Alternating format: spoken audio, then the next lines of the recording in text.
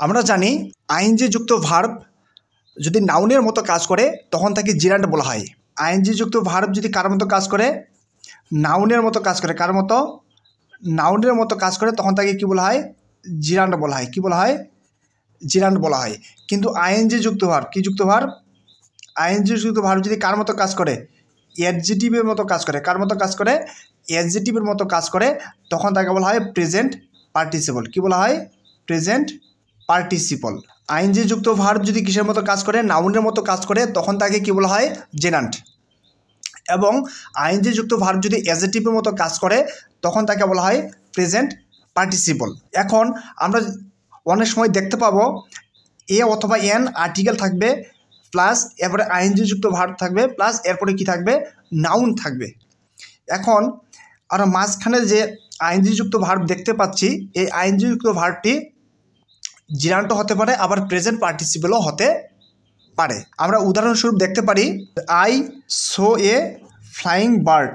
I so A flying bird. উদাহরণ হিসেবে আমরা আরও একটি নিতে পারি, this is a walking stick. This is a walking stick. এখন কি দেখতে পাচ্ছি? আর্টিকেল, আইএনজি যুক্ত ভার্ব এবং নাউন। ঠিক নিচেরটিতেও আর্টিকেল, আইএনজি যুক্ত ভার্ব এবং নাউন। তাহলে কোনটি জিরান্ট আর কোনটি প্রেজেন্ট পার্টিসিপল? এগুলো সমাধান করার জন্য আমরা একটা ইজি টেকনিক ইউজ করতে পারি। সেটি হচ্ছে, যদি ঘটনা সত্য হয়, যদি কি হয়? ঘটনা সত্য হয় তাহলে প্রেজেন্ট পার্টিসিপল। যদি ঘটনা কি হয়? সত্য হয় তাহলে প্রেজেন্ট পার্টিসিপল। এবং যদি ঘটনা কি হয়? মিথ্যা হয়। কি হয়? মিথ্যা হয় তাহলে জিরান্ট। যদি ঘটনা সত্য হয় তাহলে কি? Present participle. যদি ঘটনা সত্য হয় তাহলে কি? Present participle. এবং যদি ঘটনা কি হয়? মিথ্যা হয় তাহলে জিরান্ট।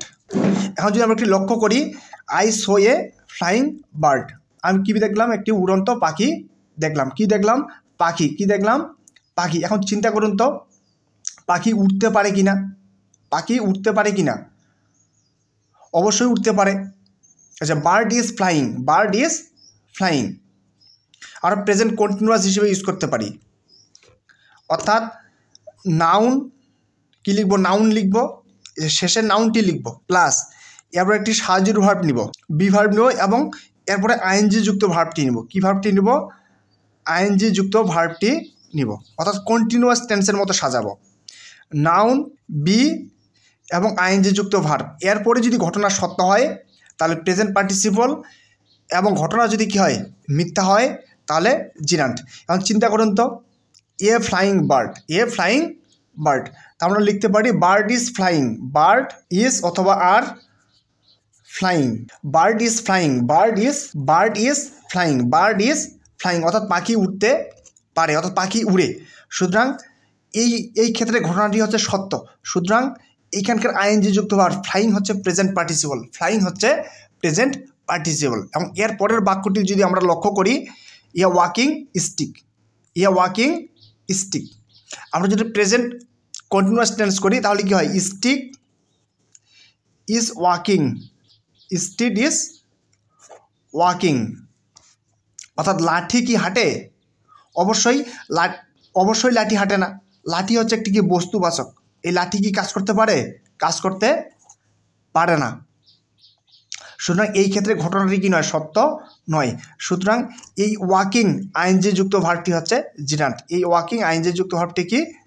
জিরান্ট। অর্থাৎ ঘটনা যদি সত্য হয় তাহলে প্রেজেন্ট পার্টিসিপল, এবং ঘটনা যদি কি হয়? মিথ্যা হয় তাহলে জিরান্ট।